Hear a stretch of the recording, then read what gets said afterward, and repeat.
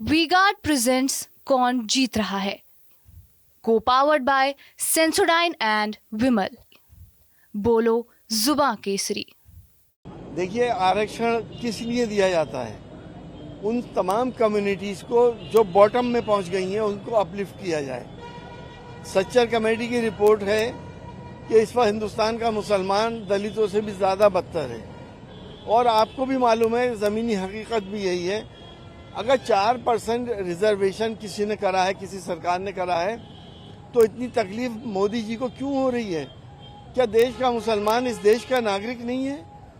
क्या उसने अपना खून देकर इस देश को आज़ाद नहीं कराया था?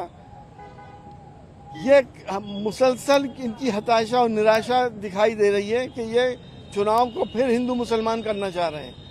लेकिन हमारे हिंदू भाइयों ने इस बात का तय कर लिया है कि इस बार हिंदू मुसलमान नहीं होने देंगे। चुनाव लड़ा जाएगा विकास के ऊपर, रोजगार के ऊपर, महंगाई के ऊपर, किसान के ऊपर, गरीब के ऊपर और मजदूर के ऊपर। ये मुद्दे होने चाहिए, ना कि हिंदू मुसलमान। लोग फेडअप हो चुके हैं इनके इन तरकीबों से। अब ये काट की हांडी बार बार नहीं चढ़ेगी। आप भी देख रहे हैं, आप जर्नलिस्ट हैं, आप जानते हैं देश का माहौल पूरा बदला हुआ है।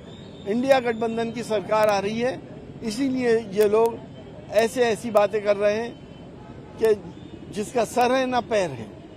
मंगलसूत्र, प्रॉपर्टी, और अभी आप देख ही रहे हैं, प्राइम मिनिस्टर ये कह रहे हैं कि इंडिया गठबंधन की सरकार आ गई तो राम मंदिर के ऊपर बुलडोजर चल जाएगा।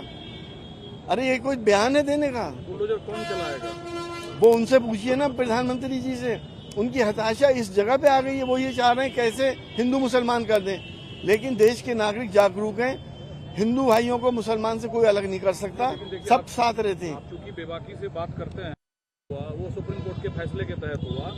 देश भर के जो मुस्लिम वर्ग के बुद्धिजीवी लोग हैं, नेता हैं, उनके तरफ से कोई ऐसी बयान नहीं आई जो राम मंदिर के विरुद्ध हो।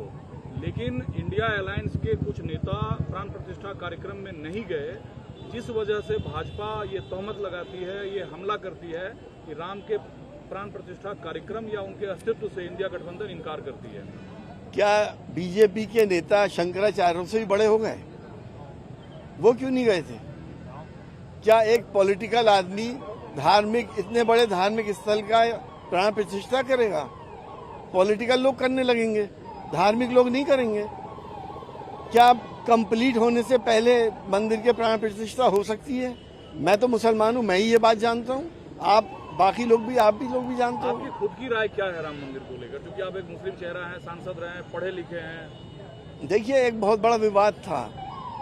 सुप्रीम कोर्ट ने एक फैसला कराया, उस फैसले में एक विवाद खत्म कर दिया। इंसाफ नहीं हुआ था, क्योंकि सुप्रीम कोर्ट ने खुद माना है कि वहां पे कोई मंदिर के प्रमाण नहीं मिले। 6 दिसंबर 1992 को एक क्राइम हुआ था, सुप्रीम कोर्ट ने लिखा है अपने फैसले में। लेकिन विवाद खत्म हो गया। विवाद हम भी चाहते हैं खत्म हो, लेकिन अगर ये फैसला आ गया तो इसका ये मतलब नहीं है कि 3000 मस्जिदों को भी आप फिर बुलडोजर चलाने के चक्कर में, तो देश का क्या होगा? वो विवाद तो अब कृष्ण जन्मभूमि और वाराणसी में भगवान शिव का जो मंदिर है देखिए, प्लेस ऑफ वर्शिप एक्ट बना हुआ है 1947 से पहले, जिसकी जो नौयत है वो स्टेटस को रहेगा सिवाय अयोध्या के, ये बना हुआ है, उसे फॉलो करें, तभी हम प्यार मोहब्बत से रह सकते हैं। ये नफरतों की सौदागरी बंद होनी चाहिए। हर पार्टी के नेता दरार कौन पैदा कर रहा है? बीजेपी के लोग। इन्होंने, आप बताइए, इनकी सारी सियासत ही हिंदू मुसलमान के ऊपर है। कोई एक पॉजिटिव इनका काम बता दिया आप मुझे कि इन्होंने ये काम पॉजिटिव करा है। जो भी विकास हुआ है दुनिया के साथ हम भी चल रहे हैं, दुनिया भी इस गति से चल रही है, हम भी चल रहे हैं, कोई ऐसी खास बात तो है नहीं। पश्चिमी उत्तर प्रदेश में चुनाव हो चुके हैं, पूर्वांचल में चुनाव है। आजमगढ़ जो है वो पूर्वांचल के कई जिले के समूह का एक केंद्र माना जाता है। बीजेपी के लोग कहते हैं ये कभी आतंकगढ़ हुआ करता था, लेकिन पिछले 1.5 साल पहले जब निरहुआ, जो खुद यादव समाज से आते हैं, जो सांसद बने, तो आजमगढ़ की छवि और पहचान बदल गई। आपको लगता है छवि और पहचान बदल गई? ये आजमगढ़ की बेइज्जती कर रहे हैं, तौहीन कर रहे हैं। अगर किसी शहर से जुड़े हुए कुछ लोग दिल्ली के अंदर टेररिस्ट नाम से मारे गए थे, तो इसका मतलब ये नहीं कि आजमगढ़ सारा टेररिस्टों का शहर हो गया। ये अपमान कर रहे हैं आजमगढ़ का, और इस अपमान का बदला कल यहाँ की जनता लेने जा रही है। अब जो चुनाव हो रहा है पूर्वांचल देखिए मेजॉरिटी से इंडिया गठबंधन की सीटें निकलने जा रही हैं। आप देखेंगे 4 तारीख को बहुत से ऐसे रिजल्ट आएंगे जो आपने सोचे भी नहीं होंगे। चमत्कार होने जा रहा है। एक सवाल बनता है, हालांकि पता नहीं आपको ठीक लगे ना लगे, मैं जब थे जो मुफ्त में देखे जाते थे, आप सांसद से ज्यादा डॉक्टर के तौर पर अपनी पहचान को कायम रखे हुए थे। आपको टिकट मिला, फिर कट गया। आपको ये बात बुरी लगी, अच्छी लगी, या आप होते तो और अच्छा होता? देखिए जिसका टिकट कटता है उसे अच्छा तो लगता ही नहीं, बुरा तो लगता ही है। लेकिन बड़े नेताओं की कुछ मजबूरियां होती हैं। अखिलेश जी और पूरा परिवार मुझे चाहता था, आखिर वक्त तक चाहता था, लेकिन कुछ ऐसी मजबूरियां थी जिसके आगे उन्होंने सरेंडर करना पड़ा। मुझे कोई शिकायत नहीं, ना पार्टी से ना नेताओं से। आप तो बेदाग हैं, ना बाहुबली हैं, बेदाग हैं, कोई दाग नहीं है आपके दामन पर, फिर क्या मजबूरी थी आपका टिकट काटने का? मैंने कहा नहीं, कोई किसी किस्म का कोई दबाव था। अखिलेश जी ने आखिर वक्त तक ये कोशिश करी कि मैं चुनाव लड़ूं। चार्टर्ड प्लेन से मेरे कागजात भेजे गए, लेकिन सैबोटाज कर दिया गया बीच में। आपको मालूम है पार्टी के अंदर भी इंटरनल पॉलिटिक्स होती है, उन लोगों ने करा। ये बहुत वास्ट सब्जेक्ट है, लेकिन जिस पार्टी से मैं मेयर रहा, जिस पार्टी से मैं सांसद बना, मैं उसका एहसानमंद हूँ, अपने नेताओं का एहसानमंद हूँ। एसटी हसन का भी एहसान फरामोश नहीं हो सकता। कल आपने कलकत्ता हाईकोर्ट के डिसीजन को आपने देखा, उसको कैंसिल कर दिया गया। अमित शाह ने ये कहा कि जो अति पिछड़ा है उनका हक जो है आरक्षण का काटकर मुस्लिम समुदाय को दिया गया था, खास समुदाय को दिया गया था, इसलिए हम उस फैसले का स्वागत करते हैं। वो मुसलमानों को ही टारगेट कर रहे हैं। उनके साथ इस वक्त देश के सिर्फ 20% हिंदू भाई हैं, 80% तो मुसलमानों के साथ खड़े हैं। उन्हें तो बुरा नहीं लग रहा? क्या वो देश के नागरिक नहीं है या उनके भाई नहीं है? देखिए सर, आप तो पढ़े लिखे हैं। ओबीसी आरक्षण है जो आर्थिक रूप से आधार पर वो आरक्षण है। फिर बीजेपी जो ये आरोप लगाती है कि इंडिया अलायंस की कई राज्य की सरकारें धार्मिक आधार की व्यवस्था को शुरू किया, जिसका इजाजत संविधान नहीं देता है। देखिए आरक्षण ओबीसी जातियों का ही हुआ है, मुस्लिम जातियों को भी उसमें लिया गया ओबीसी के अंदर, ऐसा नहीं है। हमारी शिकायत ये है कि अगर एक हिंदू धोबी को आरक्षण मिल सकता है तो मुसलमान धोबी को क्यों नहीं मिलता? ये तो सन 52 से, क्या धर्म के आधार पे नहीं है?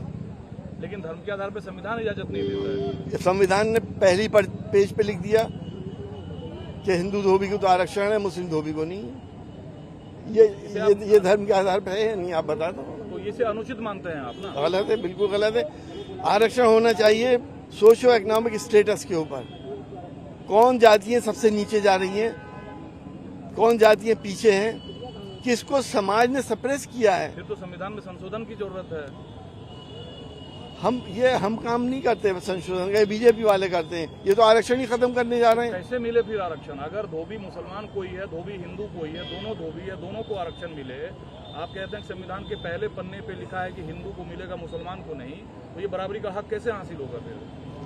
देखिए वो यहाँ के सरकारें करेंगी, पार्लियामेंट करेगी। पार्लियामेंट से संशोधन तो हो सकता है। कौन सी सरकार? क्या कोई अमेंडमेंट नहीं किया जा सकता? और ये क्योंकि बीजेपी तो खुली भी मुसलमानों की विरोधी है, ये अगर करेगी तो गठबंधन की सरकार करेगी। तो उम्मीद है गठबंधन की सरकार आएगी तो संविधान में ये संशोधन कर, हमें ऊपर वाले से पूरी उम्मीद है, इंशाल्लाह गठबंधन सरकार न्याय मिलेगा, सबको मिलेगा न्याय। अच्छा, मैं भारत के कुछ क्षेत्रों में देखा हूँ कि मंगल जोर शोर से आया, वजह क्या मानते हैं आप? अब देखिए हमारे प्रधानमंत्री जी ने ये कह दिया कि हिंदू महिलाओं का मंगलसूत्र उतार के मुसलमानों को दे देंगे। कितना शर्मनाक बयान है। पानी का टोटी भी खोला जाएगा। जो पानी हमने पहुंचाया, वो जो शहजादे हैं, वो शहजादे अखिलेश जी, राहुल जी को संभवतः कहते हैं, वो पानी के टोटी भी खोल लेंगे। लेकिन शहंशाह ये भूल गए कि उन्होंने देश के अंदर जो एनार्की पैदा कर दी है, जो जनतंत्र खत्म कर दिया, लोकतंत्र खत्म कर दिया है। जहां कानून की हिफाजत के लिए हम लोग अगर खड़े हुए हैं तो हम शहजादे हो गए। ये सीट धर्मेंद्र यादव जीत रहे हैं या फिर हारेंगे? पक्का जीत रहे हैं इंशाल्लाह, और बड़े मार्जिन से जीत रहे हैं। वी-गार्ड प्रेजेंट्स कौन जीत रहा है, को पावर्ड बाय सेंसोडाइन एंड विमल। बोलो जुबां केसरी।